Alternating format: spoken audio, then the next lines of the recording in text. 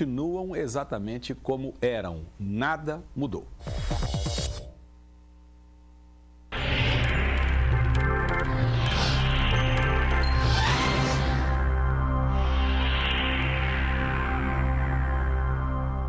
Ponto a ponto. Apoio ESAC, Escola Superior de Aviação Civil. Uma ótima tarde para você. O gesto do governador José Maranhão de receber o arcebispo de João Pessoa, Dom Aldo Pagotto, ontem no Palácio da Redenção, foi uma demonstração do chefe do Executivo Estadual de que realmente quer governar com os espíritos desarmados. É porque depois do que Aldo Pagotto chamou o Maranhão de usurpador de mandato e concitou, convidou, estimulou a população paraibana a ir às ruas protestar contra a decisão do TSE de cassar o mandato de Cássio Cunha Lima, resistindo à decisão judicial, era difícil alguém acreditar que José Maranhão abrisse as portas do Palácio da Redenção para receber o bispo. Mas se, por um lado, Dom Aldo reconheceu que errou, que pisou na bola e que tomou posições que não deveria ter tomado, ele mesmo teve a humildade de pedir uma espécie de perdão ao governador, que afirmou que é importante que haja relações cordiais e também institucionais entre o governo do estado e a maior autoridade religiosa da área da capital. Então a gente pode dizer que houve humildade de um, humildade e perdão do outro, e o que se espera agora é que o episódio tenha servido de lição e que Dom Aldo fique no seu lugar de autoridade religiosa, não se metendo em assuntos que não são seus, nem vestindo a batina de garoto propaganda desse ou daquele candidato. Mas nós estamos de olho, acompanhando tudo, e o Ponto a Ponto está começando.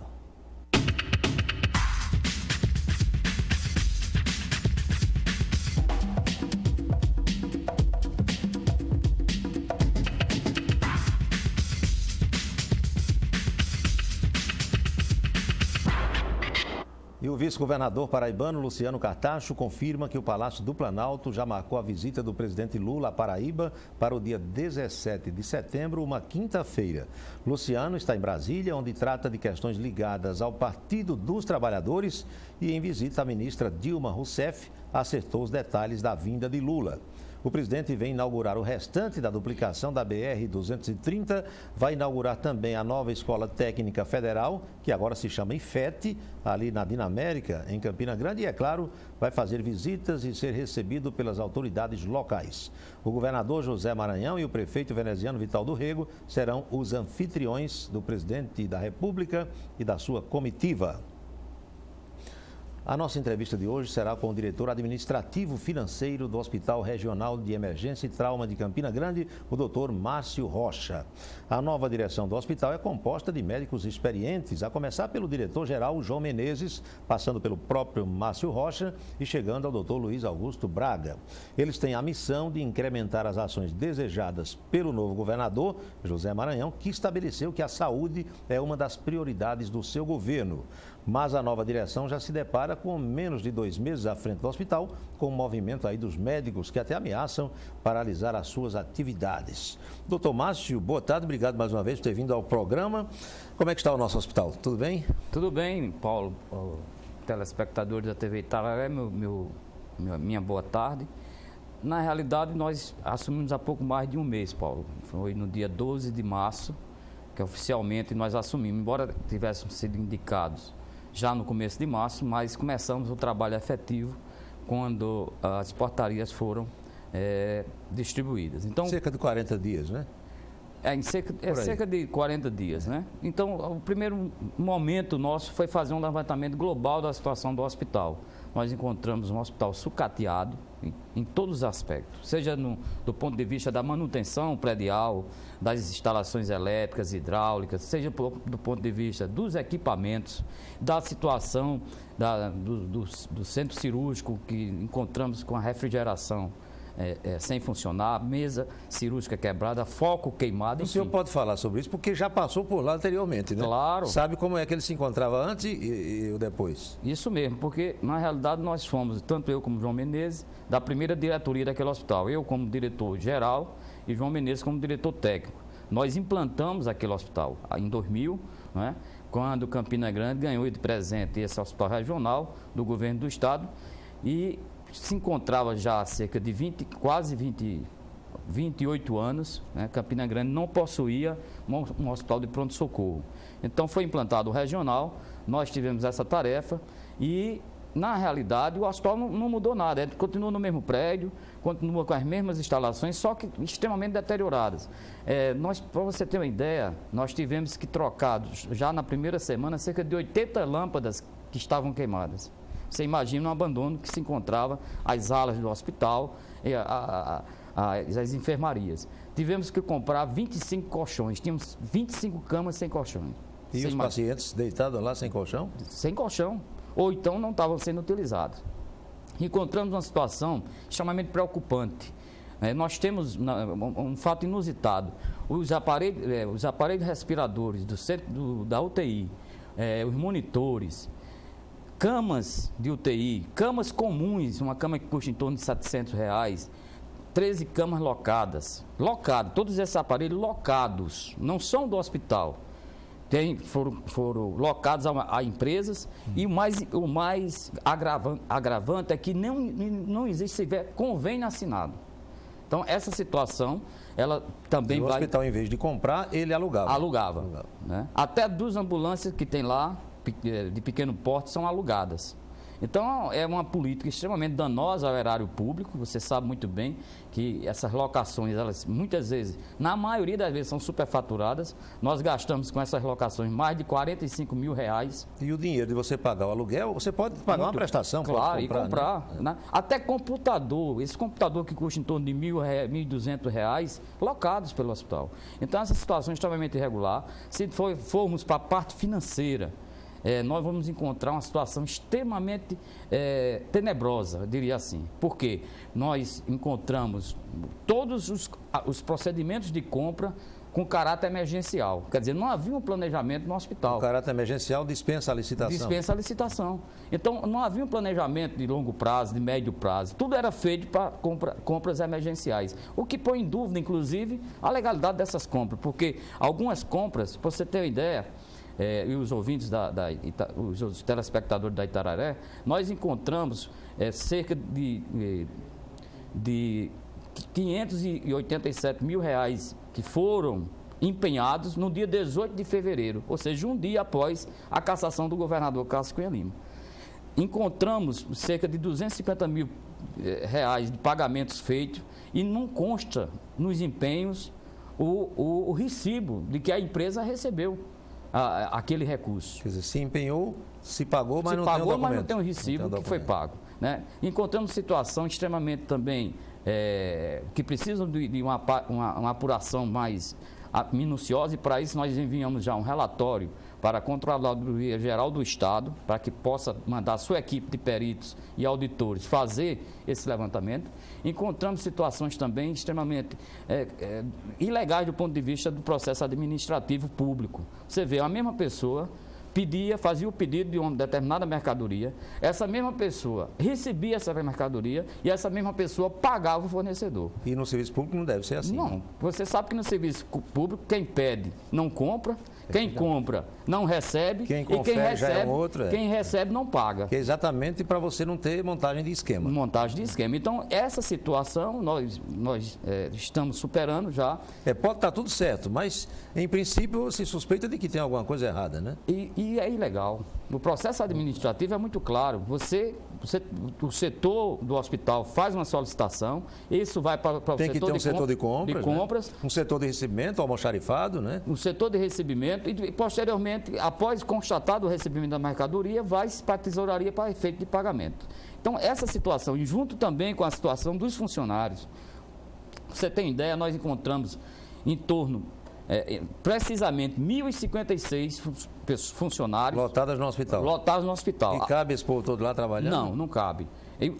Aquele hospital, mesmo que seja em plantões alternativos, mas aquele hospital tem a capacidade necessária dele em torno de 600, 700 pessoas. Mas você tem uma ideia, a situação é tão irregular que nós encontramos pagamento de produtividade cerca de 200 pessoas recebendo produtividade sem nenhum vínculo com o hospital, ou seja, não é funcionário público concursado, não é servidor público estadual, não foi transferido por nenhuma prefeitura. Não está à disposição? Não está à disposição. Nós nessa categoria, temos 200. Fora disso, a coisa mais incrível que nós encontramos, dezenas de pessoas recebendo produtividade do hospital, trabalhando fora do hospital, ou seja, gente trabalhando em prefeitura do interior. E a produtividade é para quem trabalha no hospital? Claro, a quem o nome paga. já diz tudo. Já diz tudo, né? Quem produz, né? Então, na realidade, essa situação extremamente irregular também, nós estamos também colocando uma avaliação, já fizemos um relatório sobre essa situação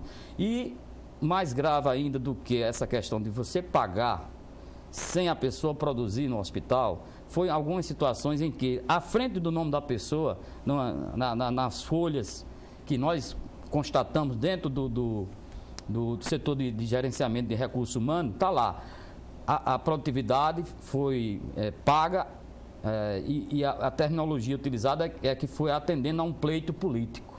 Quer dizer, é uma situação extremamente ilegal, que nós já sanamos essa parte. Já fizemos, nesse pouco período agora, nós já fizemos uma recuperação completa do centro cirúrgico. Quer dizer, esse pessoal, naturalmente, foi todo afastado, né, do quadro do hospital. E vocês refizeram esse quadro todo com pessoas do próprio hospital e de outras secretarias? Como é que foi? Não, na realidade, você tem aqueles cargos comissionados. Que são cada governo nomeia. Livre nomeação do governador. Perfeito. Que a diretoria, a chefia de divisão. Funções lá dentro, algumas funções. E, no geral, nós estamos aproveitando, primeiro, refizemos as escalas com o pessoal concursado, com o pessoal que é do processo seletivo, de maneira que, após isso, as necessidades que surgirem é que nós iremos definir, junto com a secretaria, a forma de preenchimento. Mas, com certeza, ainda, se possível, agora no começo do segundo semestre, nós estaremos fazendo um concurso público para o preenchimento das vagas necessárias, porque nós estamos trabalhando no hospital regional hoje, mas na perspectiva de implantação do novo hospital de trauma. Isso eu quero falar com o senhor daqui a pouco, no segundo bloco da nossa entrevista, porque agora é hora daquela pausazinha. Vocês já perceberam a situação em que a nova diretoria, o novo governo recebeu o hospital, os ajustes devidos estão sendo feitos e a gente vai saber sobre funcionamento, sobre as obras do novo hospital, perspectiva de inauguração, tudo daqui a pouquinho no segundo bloco do Ponto a Ponto. Não saia daí.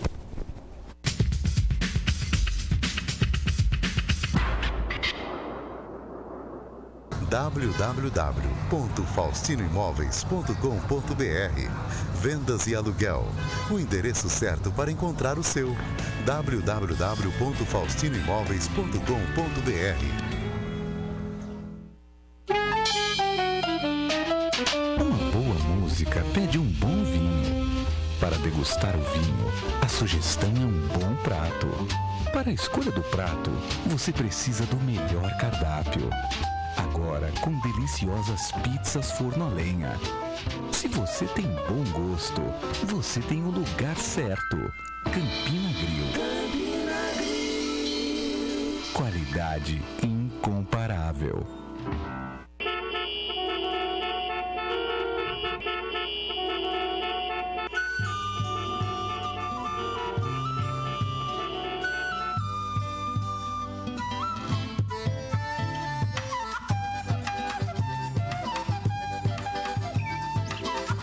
A gente pode plantar um futuro melhor. Global Fórum Corporation Nordeste. Empresas, universidades, governos e sociedade civil juntos por um mundo sustentável.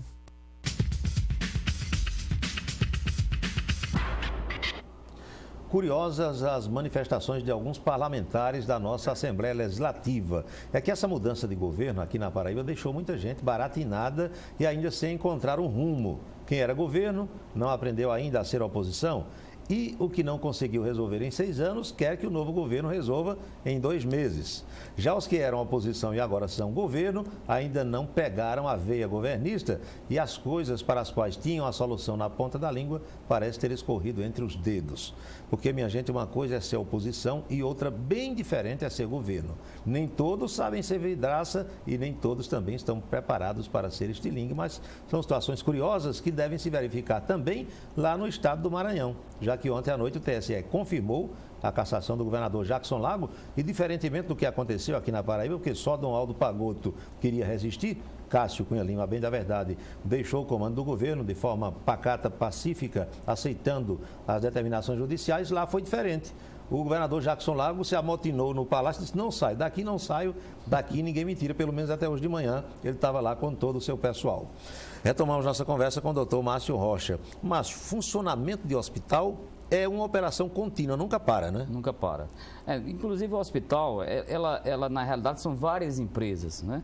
Você tem a parte de atendimento médico, você tem a urgência, tem um centro cirúrgico, tem as enfermarias clínicas, no nosso caso a central de queimados, você tem a parte de imagens do hospital, raio-x, ultrassom, etc. Você tem um setor de nutrição que é fundamental para o hospital, né?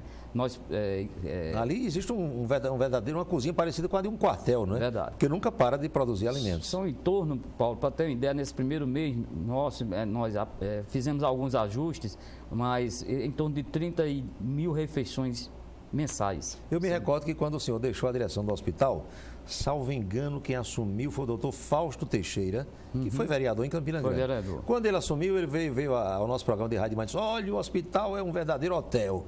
É refeição demais e eu vou terceirizar tudo isso e não sei. Como foi que o senhor encontrou essa área? Não, na realidade, para você ter uma ideia, nós encontramos aquilo que deixamos. Agora com máquinas quebradas. Depreciações, né? Um fogão industrial sem funcionar. Devemos consertar urgentemente. Um liquidificador industrial está há mais de 6 meses no conserto. Nós estamos providenciando a retirada da empresa que está fazendo. E nós encontramos fornecedores. Você tem uma ideia, a carne do hospital estava sendo fornecida pela empresa de Natal. A carne vinha de Natal 2 vezes por semana, 1 vez por semana, aliás, num caminhão sem refrigeração. A carne de péssima qualidade, nós tivemos que romper o contrato. E não tem fornecedor em Campinas? Mas não tem fornecedor de carne em Campinas, você imagine bem.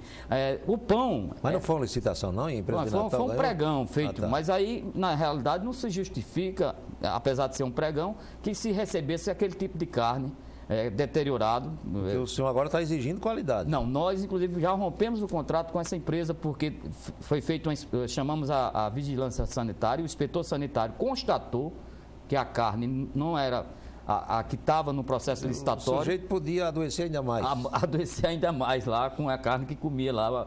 Né? Nós encontramos uma situação, um fornecedor de pão era uma panificadora de João Pessoa. Você imagina? Fazia o pão e mandava deixar aqui todo dia. Certamente ele terceirizou com a panificadora daqui de Campina Grande. Provavelmente. Né? Mas você veja bem, essas situações se reproduzem no hospital. Como eu estava dizendo, nós temos que ter uma lavanderia, temos que ter um setor de esterilização atuante. O lixo hospitalar, vocês incineram lá mesmo? Não, o lixo hospitalar hoje, há algum tempo já, é uma empresa que recolhe, Perfeito. Uma empresa que recolhe e leva... dá a destinação correta, dá a destinação, se eu não me engano, é uma empresa de Recife. Ela vem recolher esse lixo, leva em tonéis hermeticamente fechados, para ser incinerado em Recife. E vocês continuam recebendo pacientes de tudo que é lugar, né? O Hospital Regional, na realidade, dentro do projeto da Secretaria de Saúde, nós seremos o terceiro hospital, após o novo hospital estar pronto, o terceiro hospital maior do Nordeste. Porque a proposta da Secretaria é criar uma rede de urgência e emergência com o Hospital de Trauma em João Pessoa, o Hospital do Regional aqui de Campina Grande, o Hospital Regional de Patos, o de Souza e o de Cajazeiras. Nas principais cidades, né? Fazer essa política... Para evitar esses deslocamentos que nós temos. Né? Esse deslocamento. Então, essa política está sendo posta em prática. Já tinha começado a ser posta em prática no governo anterior de Maranhão, quando o secretário José Maria de França era também o secretário de Saúde, mas que foi abandonado no governo Cássio Cunha Lima, porque a notícia que nós temos é que o Hospital de Patos é sucateado, o de Souza é sucateado, o de Cajazeira é sucateado e o de Campina estava também sucateado. Aliás, as instalações ali, a gente que conhece, e o senhor sabe muito mais que eu, são precárias, não é? E só vai ser resolvida essa situação com o novo hospital, que vai atender a tudo, né? Mesmo porque, Paulo, nós deixamos, por exemplo, pronto lá no hospital. Um hospital de trauma tem que ter um tomógrafo, que é essencial. É essencial. É um instrumento essencial, principalmente para você examinar os pacientes politraumatizados. Gente que só faz dentro de carro, essa coisa, de moto. Isso mesmo. Então, o que é que acontece? Quando eu fui diretor-geral, nós deixamos pronto a sala para instalação do tomógrafo, completamente dentro daquelas especificações técnicas. e até hoje esse tomógrafo não foi instalado. Lamentavelmente, hoje os pacientes que necessitam, os pacientes que necessitam de tomografia no regional têm que ser transferidos para outros hospitais. Você leva no outro hospital, faz o exame e retorna. E retorna. Viu? Muito bem. Isso é uma operação de risco. Né? É, claro, sem dúvida, né? Tem especialistas em todas as áreas no hospital, nos plantões, ou há determinados profissionais que ficam fora e vocês chamam quando precisa? Nós temos duas categorias. Temos aquela equipe de frente que trabalha dentro do hospital 24 horas. Né? Ela é composta de clínico, médico, de pediatra, de ortopedista, de cirurgião geral, certo? Essa é a equipe que está na linha de frente, né? De UTIsta adulto e UTIsta infantil. Muito bem. Então, essa é a categoria que está lá dentro. Fora esse, nós temos chamado médicos de sobreaviso ou médicos alcançáveis. Nós pagamos para que eles, na hora da necessidade... Chamou, ele vem. Chamou e eles venham para... Sim, para o atendimento, certo? Então, o que nós temos dentro do hospital hoje é um quadro composto de mais de 270 médicos. É muita gente, né? São 270 médicos, ou um pouco mais, que trabalham no hospital regional, nas várias especialidades. São em torno de 20 e poucas especialidades. Então, nós temos todas as especialidades para dar esse atendimento à população. E isso não é de hoje, isso foi implantado por nós. É bom que se frise, porque, inclusive, até do ponto de vista salarial, foi o primeiro hospital em Campinas que estabeleceu uma remuneração condigna ao profissional. Né? Porque antes os hospitais trabalhavam com produtividade, ou seja, você recebia o que produzia. Você não tinha um plantão fixo, uma base fixa. Né? Então, isso continua. Agora, por que é que os médicos estão fazendo esse movimento aí? Eu, inclusive, li uma matéria no jornal, o senhor fazendo uma exposição de motivos e tal. O que é que eles querem? Na realidade, veja bem, são cerca de 31 médicos dessa categoria. Desses 200 e tantos que vocês têm, aí tem só 30 e poucos 31, 32 que estão reivindicando melhorias salariais. Né? Mas o que é que aconteceu? Nós assumimos, como eu disse, no dia 12. No dia 18, Paulo, menos de 6 dias após nós assumimos oficialmente, sem nenhum comunicado prévio com a diretoria geral, nem com a diretoria técnica, nem com a diretoria médica, um grupo de cirurgião vascular, torácico, neurocirurgião, bucomaxilo e cirurgião pediátrico, esse grupo fez um documento e foi à curadoria. Quer dizer, não procurou sequer um diálogo conosco. Para fazer, em linhas gerais, as reclamações são aquela, falta disso, falta daquilo outro, mas no essencial a questão era financeira. Então, nós estivemos na curadoria, eu, doutor João Menezes, doutor Luiz Augusto Braga, fizemos um termo de ajustamento de conduta, onde foi nos dado um prazo de 45 dias para resolver, para encaminhar essa solução desses problemas. Qual foi a nossa surpresa? Com menos de 10 dias foram novamente, não a diretoria, mas foram a imprensa dizer que iam paralisar. Né? Então, ora, se vocês estão ainda dentro do prazo pelo TAC, né? Pelo termo de ajustamento.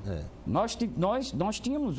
E o senhor atribui isso a quê? Questão política? Na realidade, não. Mas veja bem, Paulo, eu não queria entrar, é verdade, mas fica estranho. Como é que você passa 6 anos... O hospital não mudou em um mês. O que tinha, tem hoje. O que tinha, tem hoje. Aliás, tem hoje melhor do que tinha, porque nós estamos consertando, nós estamos ajeitando. Perfeito. Então, o hospital não mudou. Então, não há justificativa. Quer dizer, que falta de diálogo é essa? Que, a menos de a gente entra com 5 dias, já está aí uma espada, né? Sobre a nossa cabeça, dizendo, faz isso ou a gente para, ou a gente... Entendeu? Então, eu acho que houve uma precipitação, porque nós nunca deixamos de dialogar. Eu sou um homem do diálogo, você me conhece, Perfeito. João Menezes é homem do diálogo, e doutor Luiz Augusto, nós estamos dialogando, certo? Houve já um acerto, só está uma categoria que ainda depende de uma reivindicação que eles fizeram, que é os neurocirurgiões, que nós não conseguimos ainda no entendimento, mas os demais já se acordou o que eles queriam em termos de salário, não é? Um aumento do valor do plantão de sobreaviso, e estamos trabalhando para resolver a compra daqueles equipamentos, material, ferramentas cirúrgicas que precisa, que estava tudo sucateado. Infelizmente, não é culpa nossa, mas... Vocês encontraram assim. Encontramos a situação assim e faltou, eu acredito, essa compreensão da parte desses colegas de procurar o diálogo conosco para que a gente possa... Ninguém vai. Inclusive, nós não podemos investir muito nesse atual regional, porque temos que investir no novo. o novo hospital. E eu quero falar com o senhor daqui a pouquinho sobre o novo hospital e também sobre a questão financeira, se o dinheiro que vocês recebem hoje é suficiente para o que se gasta mensalmente aqui no Hospital Regional de Campina Grande. Mas tudo isso depois das mensagens, no terceiro bloco, é rapidinho, voltamos já já.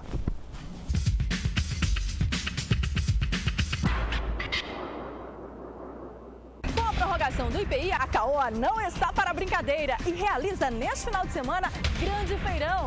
Aproveite! Ford Ka, 23.900. Fiesta Hatch completo, só 31.980. Fiesta Sedan completo, apenas 34.490. Tudo com zero de entrada e até 60 meses para pagar. Seminovos com preços imbatíveis. Mais transferência e tanque cheio. Não perca! Venha para o feirão da Caoa e feche o melhor negócio. Esperamos você! Meu amigo, aqui em Campina tem um lugar que passa os jogos da série A, B e C. Tem nome de comida, mas é um bar. E tem de tudo para se comer, bebê. É o bar da picanha, do carneiro, da carne de sol o ano inteiro. Do uísque cowboy que esquenta a goela, da cerveja gelada até o fim.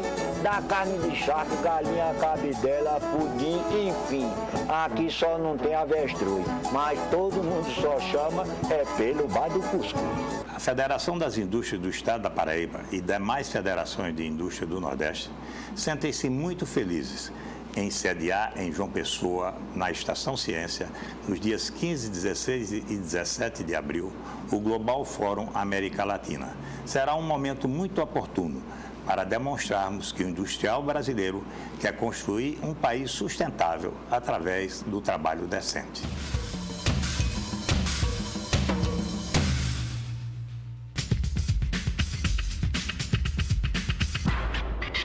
Estamos de volta ao vivo com o nosso Ponto a Ponto. Hoje tenho provocações aqui na televisão Itararé. E no programa de hoje, Antônio Abujanra entrevista o músico Gilberto Mendes. Gilberto, vanguardista como se acha, está cada vez mais parecido com o maestro Vila Lobos. Se você gosta de música clássica, já está aí Albuquerque, especialmente esse tipo de música aí, não deixe de ver o Provocações de hoje, que começa às 10h10 da noite. Falar em música, mandar um grande abraço para Gabimar e Cátia Virgínia, o maestro Gabimar Cavalcante. Nós vimos aí no Itararé Notícias, dando um show ontem na preliminar do show da Joana no projeto 6h30. Grande abraço, Gabi. Doutor Márcio Rocha, o senhor falou na parte financeira. O dinheiro que vem é suficiente, porque o governador Maranhão, ao assumir, olha, prioridade, uma das minhas prioridades é a saúde, ao lado da segurança pública. Claro. O dinheiro que vem dá para toda a despesa? Olha, Paulo, na realidade, o planejamento financeiro do hospital, a gente tem uma receita, que do SUS, nós recebemos 445 mil reais. Isso vem do governo federal? Do governo federal, que foi um contrato feito ainda na época que eu era diretor, e de lá para cá não foi renovado. Não alterou o valor? Não alterou o valor, não alterou nada. Esse recurso é complementado com o recurso do Estado. Então, veja bem, pela a nossa projeção de despesa, nós precisaremos em torno de 600 a 650 mil reais mensais para suprir o hospital das necessidades de medicamento, de supermercado, de carne, de manutenção, enfim, de toda a parte. O custo do hospital gira em torno de 650 a 700 mil por aí. Né? Agora, fora isso, o governo do Estado paga a folha de pagamento dos concursados, não é? Pago diretamente pela secretaria. Isso aí já vem cai na conta, no contra-cheque normal, né? Na conta do é um funcionário normal. Esse é do pessoal efetivo, perfeito, né? Os outros, a produtividade é feita por nós aqui, mas é pago com o recurso da Secretaria de Saúde, né? Então, nós temos recentemente, nós temos o balancete financeiro. No mês de janeiro e fevereiro, a Secretaria de Saúde do Estado enviou para o hospital em torno de R$1.280.000. Mesmo assim, com esse montante enviado, nós temos hoje um débito fundado, né, segundo os empenhos que estão lá, em mais de R$1 milhão. Quer dizer, houve, não sei, estamos investigando. Há um desajuste qualquer. Desajuste que ocorreu. Nós terminamos agora esse primeiro mês de gestão, nós temos uma previsão, recebemos uma dotação financeira já em torno de R$400 mil, e espera a semana que vem que o governo do Estado nos remeta mais a diferença que nós calculamos, que é em torno de 350 mil, para que nós possamos quitar algumas despesas anteriores e possamos manter o hospital funcionando. Porque esse primeiro mês, inclusive, nós fizemos muitas compras na base da amizade, porque não ficou em caixa do hospital R$119 mil.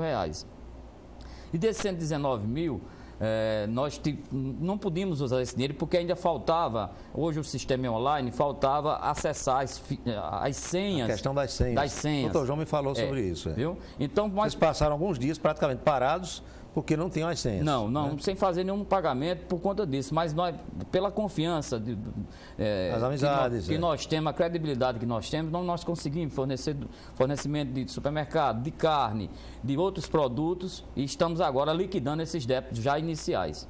Muito bem. E sobre o novo hospital, quais são as recomendações do governador Zé Maranhão para que vocês acompanhem? Ou se não é vocês que estão acompanhando, quem é que está fazendo o acompanhamento das obras lá? Como é que está o trabalho? Olha, está bem avançado. Nós temos lá uma previsão, segundo a Suplan, a própria construtora que está tocando as obras, são duas construtoras, aliás, que até outubro eles entregam as obras de engenharia civil, as obras, enfim, das instalações. E já está um processo de licitação, já está sendo aberto para a compra dos equipamentos, né, que pouca coisa vai ser aproveitada na realidade do que nós temos aqui. Vai ter que se comprar muita coisa, equipamentos, enfim, aparelhos, instrumental, que nós não temos aqui no regional e vai precisar lá. E vocês antecipando essa licitação, quer dizer, quando terminar a obra, praticamente já instala tudo, né? Porque essa nossa diretoria, ela tem o objetivo não apenas de manter esse hospital funcionando, mas também preparar o próximo para... E a intenção nossa... A missão está com você, né? Conosco. A nossa, vamos dizer assim, o nosso prazo dado pelo governador, ele quer o hospital funcionando em dezembro. Na realidade, esse hospital já era para estar funcionando. É porque a previsão era para junho, salvo engano, né? Houve alguma coisa desse junho que passou. Passou. Mas, na realidade, Paulo, é bom que se diga, eu acompanhei um pouco essa história do hospital, porque eu gosto, é a minha área, e eu gosto de acompanhar. Na realidade, houve um atraso de quase 2 anos na construção daquele hospital. Porque quando o Ministério liberou, a primeira remessa do recurso da verba foi em torno de 16 milhões, houve um desvio na aplicação desse dinheiro. E eu acompanhei uma visita lá que a previsão era de gastar 20 milhões e o governo de então disse, olha, com mais 4 milhões a gente conclui o hospital. O governo estava dando 16, faltam 4, está praticamente acabada a obra, né? Pois é. Mas houve esse problema de prestação de contas, por conta disso o governo do Estado, o governo federal não liberou mais recursos, até que o governo anterior, o governo de Cássio Cunha Lima, repusesse esse recurso com dinheiro do erário estadual para poder o governo federal continuar liberando recursos. Há um compromisso já do presidente Lula, do ministro da Saúde, dado ao governador Maranhão, que vão liberar os recursos necessários para o término do hospital e a compra dos equipamentos. Vocês da diretoria, os 3 médicos do senhor, doutor João Menezes e doutor Luiz Augusto, têm se reunido com o secretário Zé Maria de França, têm conversado com ele? Sempre. Principalmente, essa semana mesmo, o doutor João Menezes, como diretor-geral, já esteve 2 vezes lá na secretaria para tratar de assuntos relativos. Hoje mesmo eu tive que substituí-lo, né? Por conta da viagem dele a João Pessoa. E algumas pessoas ainda reclamam, apesar de todo esse esforço de vocês e tal, que ali tem um que liga para uma rádio, para um programa, reclamando do hospital. Por que isso, doutor Márcio? Porque a saúde a experiência que eu tenho como administrador, superintendente do 3º núcleo, que fui durante 3 anos, diretor-geral do Hospital Regional, diretor da Secretaria de Saúde na atenção à saúde. Enfim, a experiência política também, como ex-vereador durante 14 anos, a saúde é um ponto nevrálgico. Por mais que você faça, tem sempre alguém reclamando, Tem sempre, porque na realidade, não apenas por um lado, pela própria situação de fragilidade que a pessoa fica, né, quando adoece. Desespero da família. A família. E também, por outro lado, você sabe muito bem que o sistema de saúde nosso ainda é muito carente. É precário, Para você ter uma ideia, eu já falei isso outras vezes, mas algumas especialidades em Campina Grande você não encontra com facilidade. Né? Você tem dermatologista, reumatologista, os que cuidam dos gordinhos aí, endocrinologista, enfim, vários. Então há uma certa demora na prestação do serviço, principalmente quando se trata de consultas médicas, mas lá no regional nós não temos tempo, nós temos que atender... Chegou e atendido, né? A ordem é essa. A ordem é essa. Inclusive, eu queria deixar ressaltado que houve uma deturpação do caráter do hospital em termos de ser urgência e emergência. Ele passou a fazer atendimento ambulatorial. Ambulatorial, passou inclusive a fazer exames. Está lá uma conta enorme para pagar clínicas da cidade, exames de pessoas não internadas no hospital, simplesmente chegavam lá e por questão de ordem política e era autorizado fazer esses exames que não são exames de urgência, né? Nós temos esse problema. Tem, por outro lado, a utilização também, e aí eu posso afirmar que eu já afirmei isso no passado, a utilização, como a Secretaria de Saúde do Estado não tinha nenhum instrumento de ação na saúde, né? O governo do Estado não tinha nenhum instrumento de ação na saúde, já que o atendimento à saúde é hoje municipalizado. Então, o que é que se fez? Utilizou-se o hospital como birô eleitoral. Isso aconteceu demais. A gente passaria a tarde inteira aqui conversando, claro, mas o tempo acabou. Tomás, obrigado por ter vindo. Muito obrigado. Viu? A nossa torcida é para que o trabalho de vocês, mais uma vez, dê certo, porque a gente sabe do esforço, da dedicação e do carinho que vocês da diretoria têm para com a área de saúde. Eu que agradeço e estou à sua disposição sempre que for convocado. Obrigado, doutor Márcio. E nós vamos à última informação de hoje. Nós não estamos querendo acreditar que os senhores delegados de polícia estejam pensando em retomar o movimento grevista. Nós sabemos que é justo que qualquer funcionário público lute pelos seus direitos, busque uma melhor condição salarial e batalhe por melhores condições de trabalho. Mas prejudicar uma população que, com eles trabalhando, já não se sente segura e simplesmente cruzar os braços, eu acho que talvez não seja o melhor caminho. Então é preciso um pouquinho mais de cuidado, de carinho com a população e, acima de tudo, de juízo. Juízo, senhores delegados. Muito obrigado pela sua companhia. Nós voltamos a nos encontrar na próxima segunda-feira, logo após a primeira edição do Itararé Notícias. Quer escrever para a gente? Aí está o endereço @tvitararé.com.br. Chega agora o campeão de audiência Diversidade. Aquele abraço, bom fim de semana para você.